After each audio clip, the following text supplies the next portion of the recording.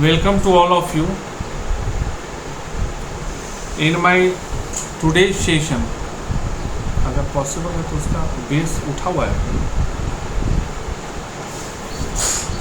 अब नीचे करना अभी तो आप होना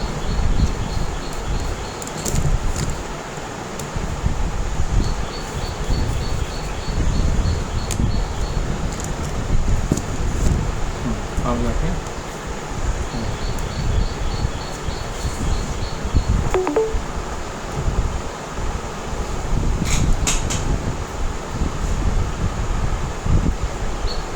Welcome to all of you. Today, after the completion of chapter from political science, I am here to start my journey for the student of class 9 under economics section, because all of you know very well that social science consists of geography, history, political science as well as economics.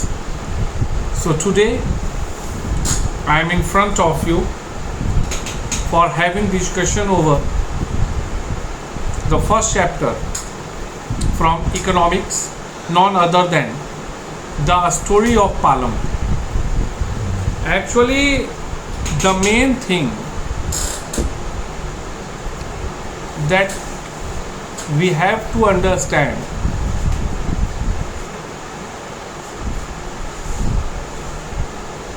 what we have to discuss. Either we have to discuss about this story of a hypothetical village Palampu, or we have to understand the film. अभी हमारे पास दो ही रास्ते हैं economics.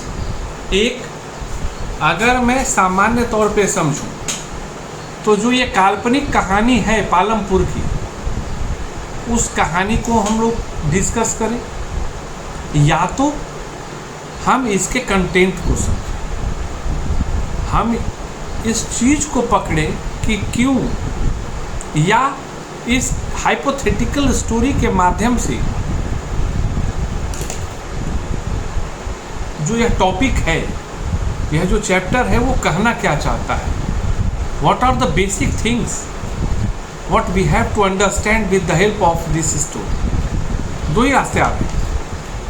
हम शुरू करें एक लंबी चौड़ी कहानी को समझना, उस पे चर्चाओं का दौर चले, और फिर हम समझें कि आखिर होता क्या। या तो हम मिस्री लाल की कहानी पर चर्चा करें, या तो हम करीम की कहानी पर चर्चा करें। वस्तुतः आपको क्या लगता है, आप जो क्लास 9th के बच्चे हैं,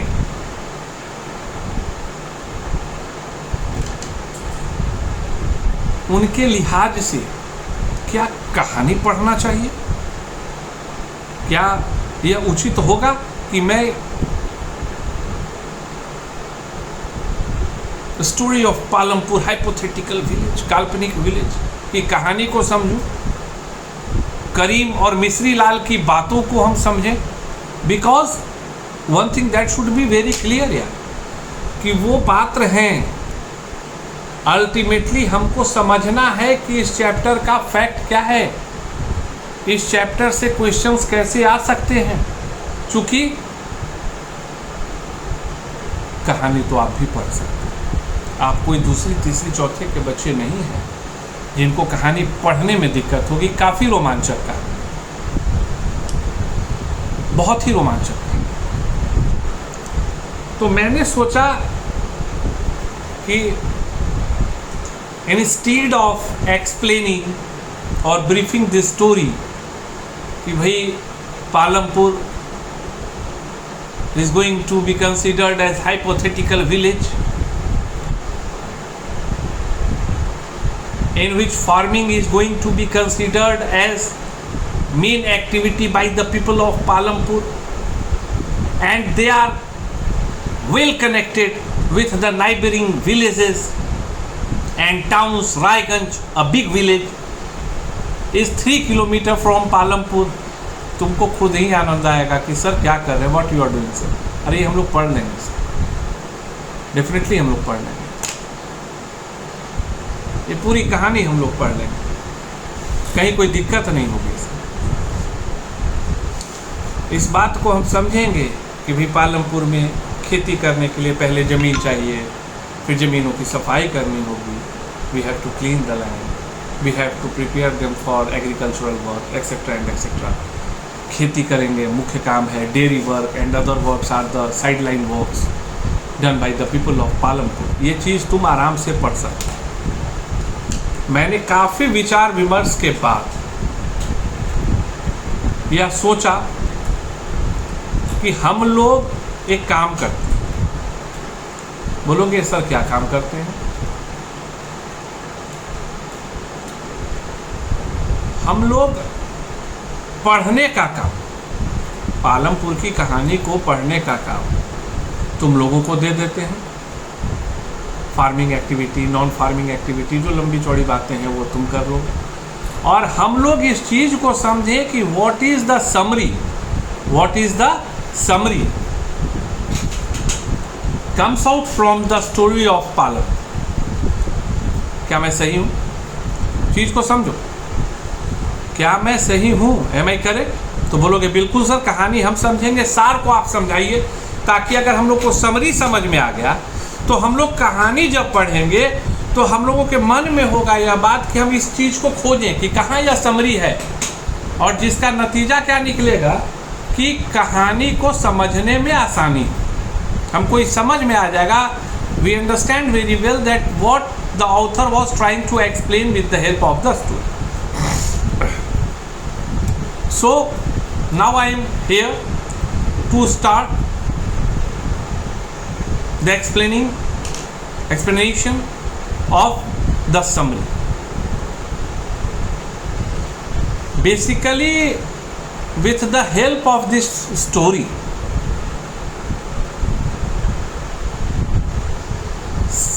the Central Board of Secondary Education is trying to give you some informations and some concepts. And what are those concepts? We will discuss it right now. Like, by the help of this story, one thing that should be very clear, and now you can make the points and all, कि according to the story, farming is the main production activity in this village. इस कहानी के अनुसार जो यह जगह है वहाँ मुख्यतः कृषि कार्य को ही प्रधानता दी गई है. Farming is the main activity, and definitely it's the fact that with in past few years lots of changes occurred in the techniques going to be used for farming. Definitely हुई है. इसे आप सामान्य परिस्थिति में भी अवलोकित कर सकते हैं. पहले हल होता था, बैल होता था, आज ट्रैक्टर्स है. पहले व्यक्ति धान काटते थे, गेहूं काटते थे, आज हार्वेस्टर है. It means definitely in past few years lots of techniques had been replaced by the modern techniques. It's the fact. And due to the improvement in techniques, like I am not saying that only techniques are responsible. Definitely the quality of seeds, the agricultural organization, research wing, those are responsible for inventing new varieties of seeds for particular production. They are also responsible for the improvement in the production of the crops. प्रयोग निरंतर चल रहा है. जिसके कारण कि वैसे वैसे बीजों का निर्माण हो रहा है जिसकी उत्पादक क्षमता अच्छी हो, और वह भी एक महत्वपूर्ण कारण बन रहा है एग्रीकल्चरल क्रॉप्स के प्रोडक्शन के सुधार। Because definitely we have to understand that few years back, actually right now I am really, after giving you a task to just study the story 2 times, I am explaining the summary, so I am completely in the form to explain all these things in the economics scenario।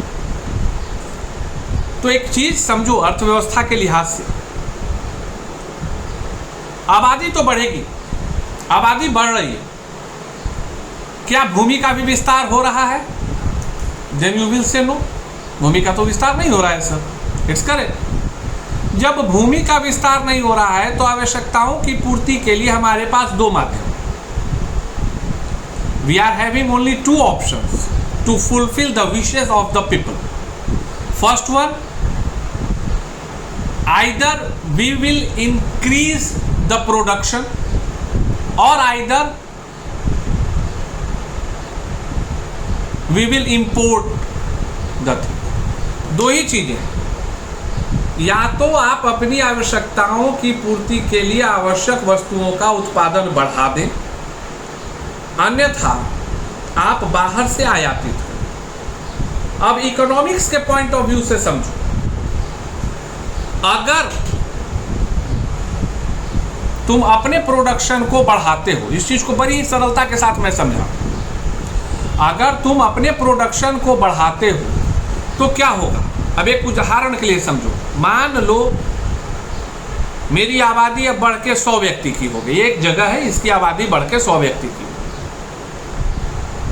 पहले यहां पे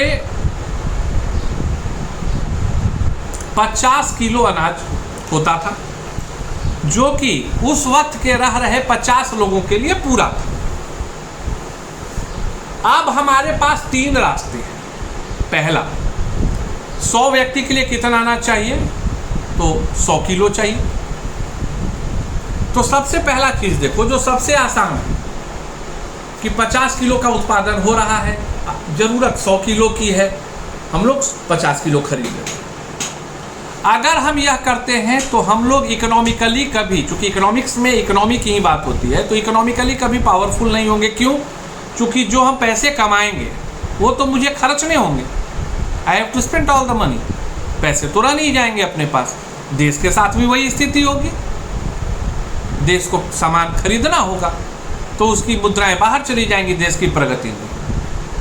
तो अब आता है दूसरा विकल्प कि किसी तरह से करके 100 किलो का उत्पादन कर लिया जाए। These things is also going to be considered as a summary of this chapter कि to increase the production। अब जब 100 किलो का उत्पादन कर लिया तो चलो भाई बच गए,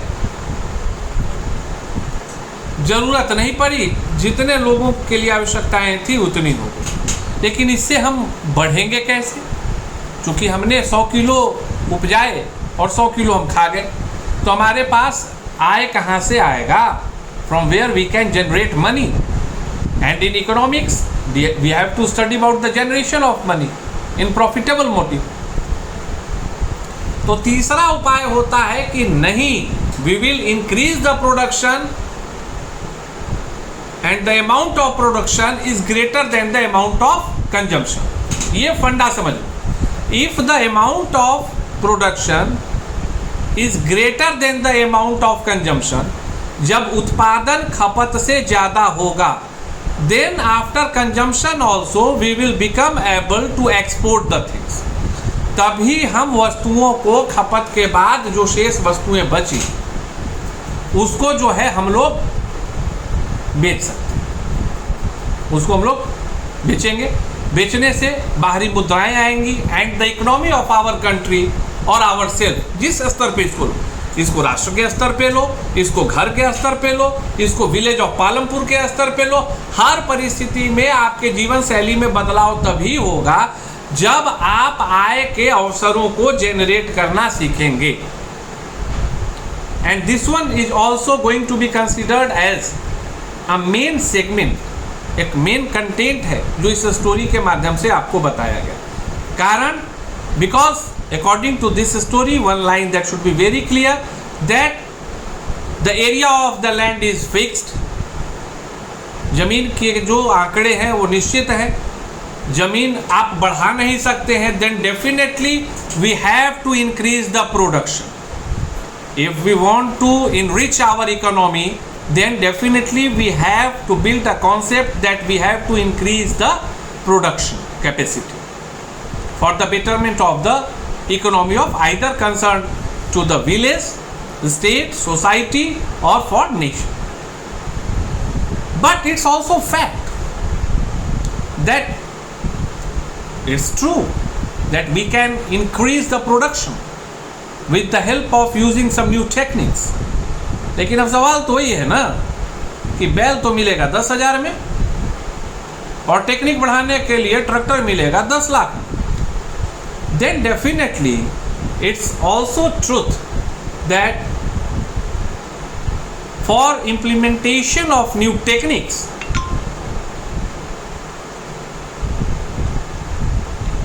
it's true that we can produce more things in lesser area, but for that we need some extra capital, we need some excessive capital.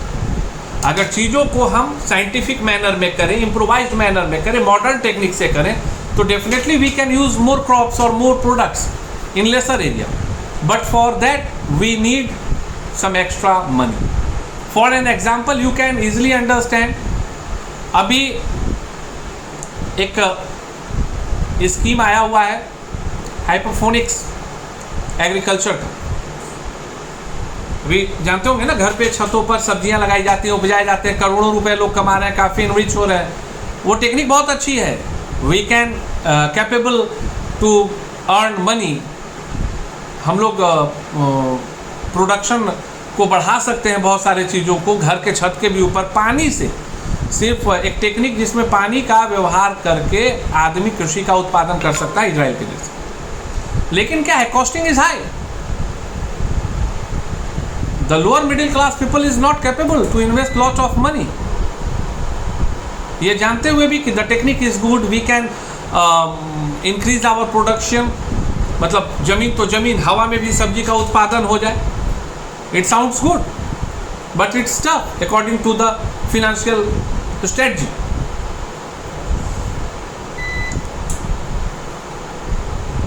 And whenever we have to discuss, because in the story of village of Palampur, after reading the story 2 or 3 times, I studied well, मैंने खुद पढ़ा, तो बहुत सरल भाषा में चीज़ों को बताया गया हम लोग। Like by the story we can easily feel that the author wants to say, the author wants to say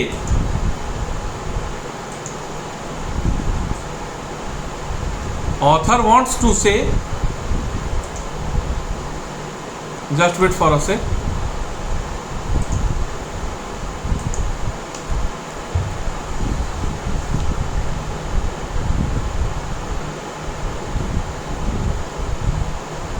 The capable farmers, in another word we can say, देखो समाज को समझो, हम लोग बिहार उत्तर प्रदेश वाले हैं, तो हम लोगों के पास बड़ी बड़ी भूमियाँ नहीं होती। It's the fact. 2 बीघा 5 बीघा 6 बीघा हिस्सा में आता है, चूँकि शुरू से परंपरा रही। The population density in our state is high. अब ज़मीन निश्चित है, आबादी ज़्यादा है, तो प्रत्येक व्यक्ति को तो हिस्सा कम मिलेगा। एंड ड्यू टू दैट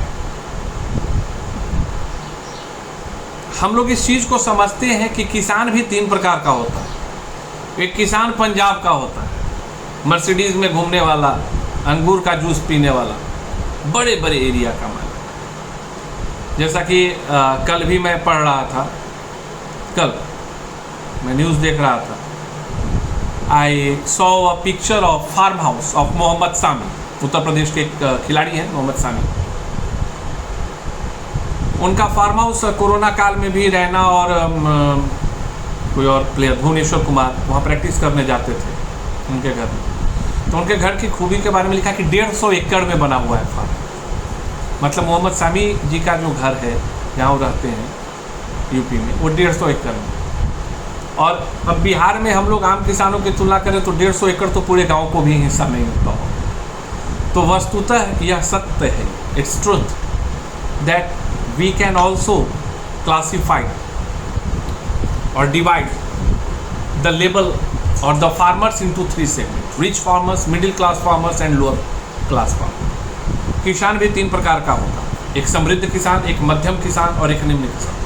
निम्न किसान मतलब या तो उसके पास बहुत कम जमीन हो या बीघे 2 बीघे की जमीन हो जिसमें वो किसी तरह से खेती कर।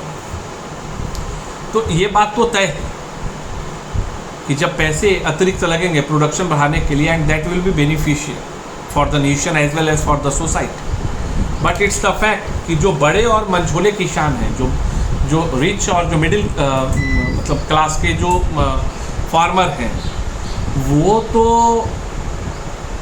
with the saving of the production after selling and all, they can reserve some money for next seasons for farming। वो किसान अपने लिए एक संचित कोष का निर्माण कर सकते हैं जिसका उपयोग वो कि अगले साल के कृषि कार्यों में करेंगे। लेकिन एक किसान जो खुद की पूर्ति नहीं कर पा रहा है, उस वर्ष की पूर्ति नहीं कर पा रहा है, how he can reserve some money? और आपको विश्वास नहीं होगा, rich farmer and middle class farmer is only 20% of the total farmer. Bharat में 80% किसान सबसे निचली श्रेणी से आते हैं, जिनके पास यह संभव नहीं होता है कि वह संचित कोष का निर्माण कर सके। And this one is the truth. हमें स्टोरी ऑफ पालमपुर पढ़ने की जरूरत नहीं है, हमें शर्मिंदा होने की जरूरत। आज बताओ, तुम सभी ऑनलाइन हो, कोई बच्चा आज क्लास 9th में हो, कोई बच्चा अपने घर में यह बोल कर देखो कि पिताजी मैं आगे चलकर किसान बनूंगा, खूब अच्छी खेती करूंगा, डेफिनेटली मैं कहता हूं पिटाई खाओ। तुम्हारे ऊपर अभिभावक खर्च इसलिए नहीं कर रहा है कि तुम किसान बनो, तुम कहीं नौकरी करो, तुम कोई अच्छा लाइफ जियो। किस सोच में हम जा रहे हैं, किस दिशा में हम जा रहे हैं? बेसिकली भारत को एक तरफ किसानों का देश कहा जाता है, दूसरी तरफ हमें शिक्षा इसलिए मिल रही है ताकि हम कृषि कार्य से दूर हो। कारण क्या है? कारण यही है, द पॉलिसीज ऑफ गवर्नमेंट। आज भी सरकार के द्वारा ऐसी नीतियां ही नहीं बनी जिससे किसानों के स्तर को उठाया जा सके। It's my question to you that if you are the producer of agricultural crops, then why you can't buy Mercedes, limousine and all? कहीं ना कहीं दोस्त तो है। मेरी मेहनत, मेरी उपज सारी दुनिया एंजॉय कर रही है, साहब एंजॉय कर रहे हैं, भोजन हम देते हैं, महलों में वो रहते हैं, पैसे हैं, खरीद लिए, खा लिए। What will happen when we stop farming? क्या होगा? The inflation rate will high, आर्थिक विकास सुस्त पड़ जाएगा, इकोनॉमी फेल हो जाएगी। लेकिन इस चीज़ों को समझने के बावजूद,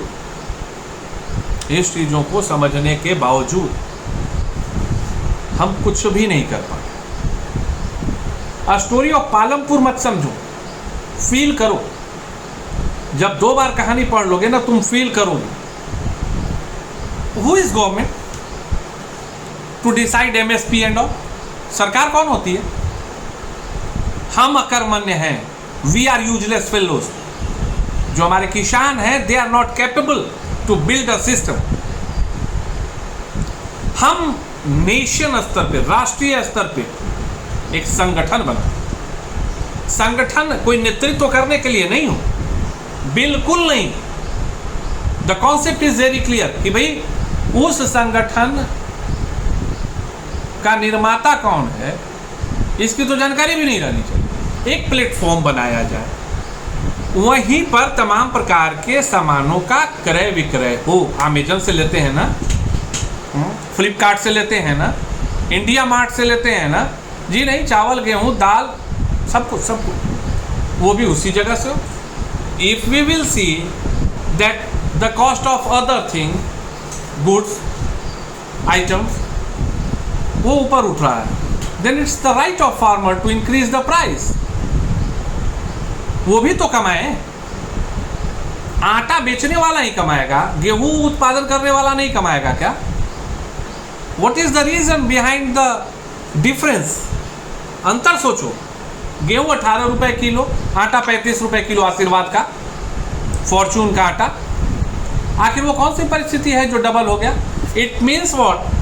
the farmers are getting cheaper price, great. और वही जब वो गेहूं आटा में कन्वर्ट हुआ, after having the branding and all, the price of the wheat flour is 35 rupees K G. It means what? ये तो लैक ऑफ सिस्टम है। And if we are having the concept of this things, definitely we can change the life style. उत्पादन मैं करूंगा और मैं 1 रुपये kilo टमाटर बेचूंगा और टोमेटो केचप 100 रुपये किलो आए, वाह, चिंतन कर। And due to 80% poor farmers, the current scenario in our nation is not good. And you don't know the fact that currently